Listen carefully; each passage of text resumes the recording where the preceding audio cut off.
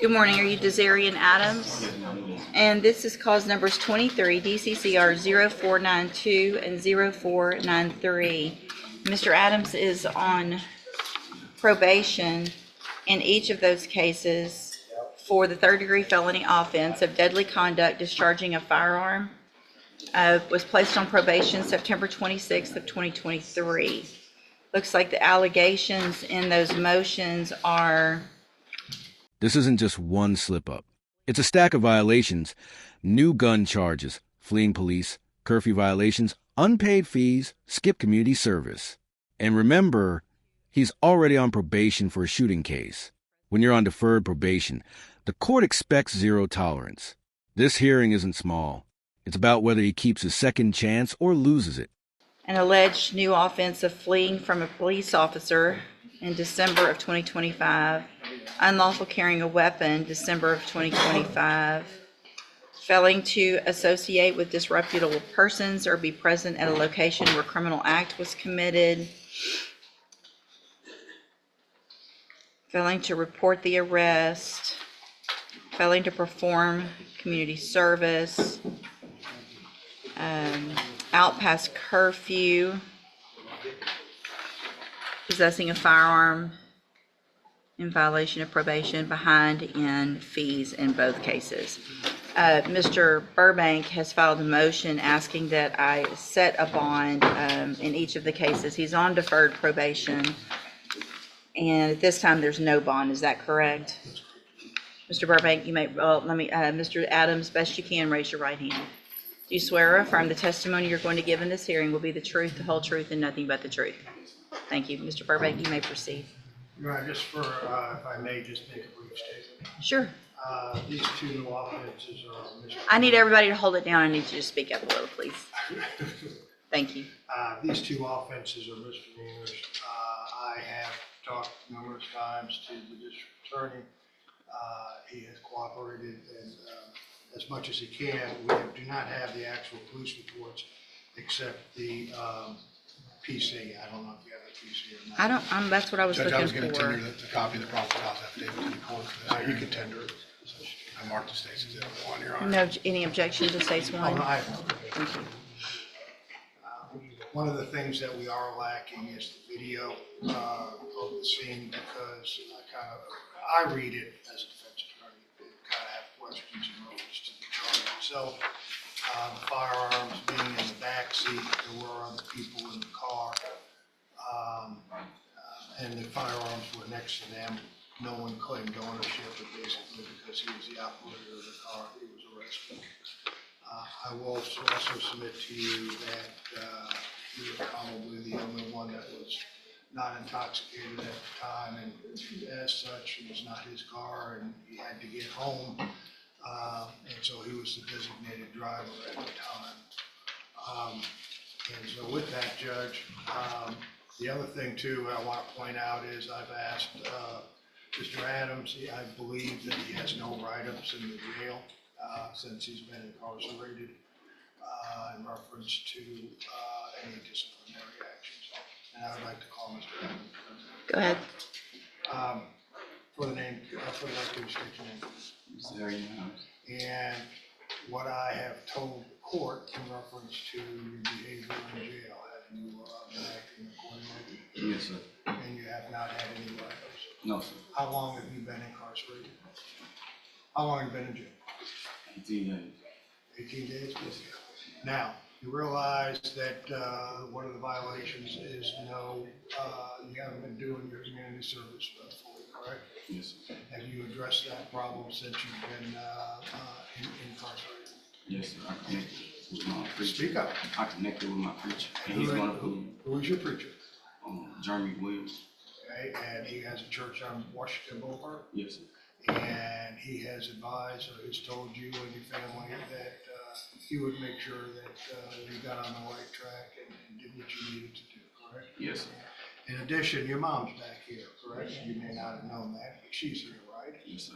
You realize that you shouldn't have been where you were, correct? Yes, sir. And you shouldn't have been in a car with firearms, correct? Yes, sir. Though we do have affidavits from the people there claiming ownership. We haven't gotten to that point yet. They were not your firearms. No, sir. Okay. If the court was to consider to post a bond, do you have any problem living with your mom? No, sir. Or having a monitor on? Or any other type of monitor to whether drugs or alcohol or anything like that, correct? No, sir. And abide and try to get back on track again. Yes, sir. You do not have any assets in reference to bank accounts or anything like that, correct? And though I am here, this money came from family members, correct? Yes, sir. You don't have anything to post, well, you would have enough to post a reasonable bond, if one was set, correct? Yes, sir. I have nothing further, Judge, unless you may have some questions in reference. Give me just a second. Thank you.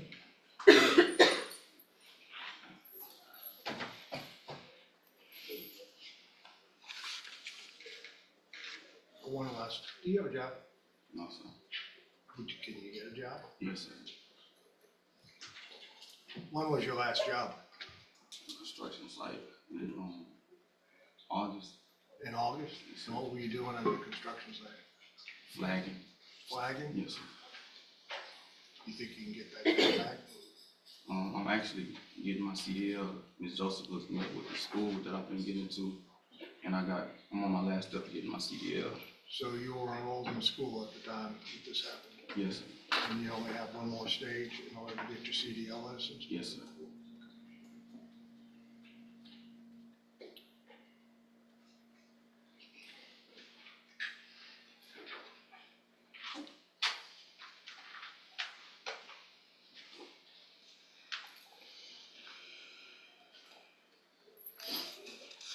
Mr. Nichols? Judge, my concern is this. He's on two probations for being involved in a shooting, 2 deadly conducts.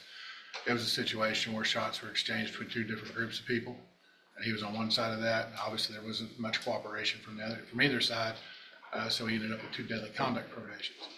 Here we have him in a car with 2 other guys, 3 people, 3 guns, and the reason... Now this is where the temperature rises. 3 people, 3 guns. Slow roll before pulling over. From a prosecutor's perspective, that doesn't look random. That looks coordinated. And here's the problem. When you're already on felony probation for a shooting, you don't get the benefit of the doubt. At this point, the judge isn't just thinking about him. She's thinking about public safety.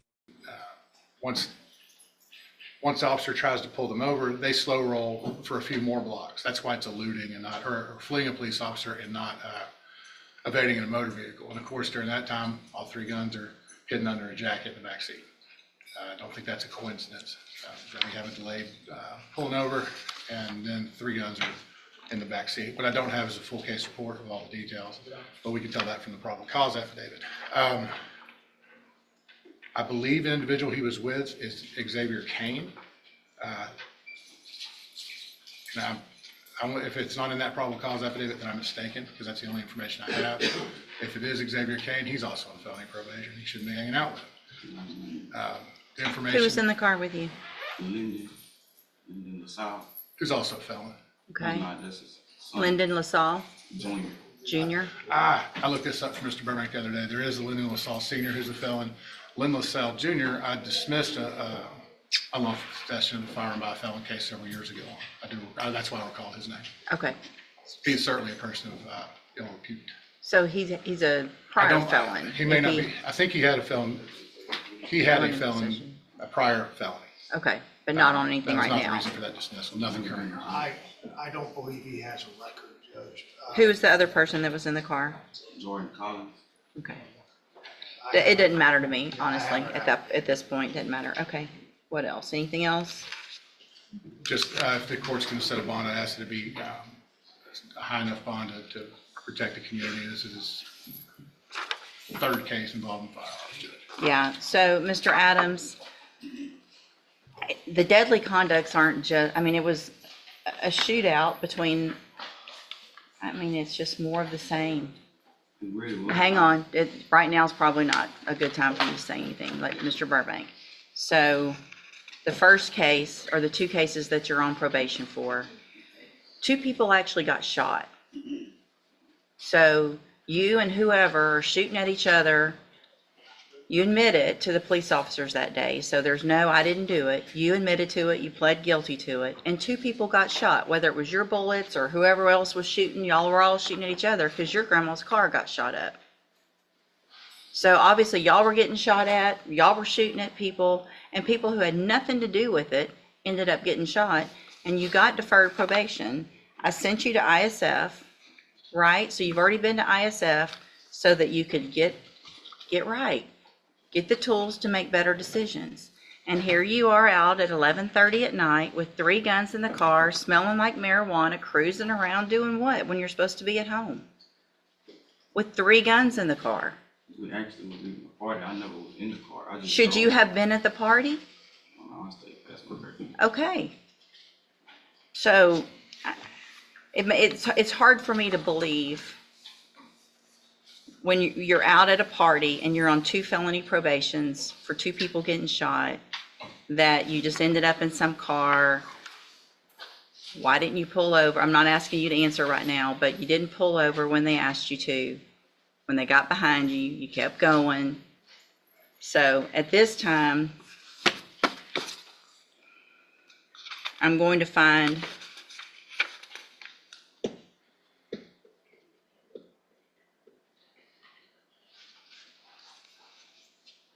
And there it is, $200,000 bond in each case. That's not symbolic. That's serious. The judge is basically saying, I'll give you a chance, but I don't trust you. GPS monitor, house arrest, no freedom except court and lawyer visits. This isn't a win. It's a warning shot. One more mistake, and this probation could turn into prison time fast.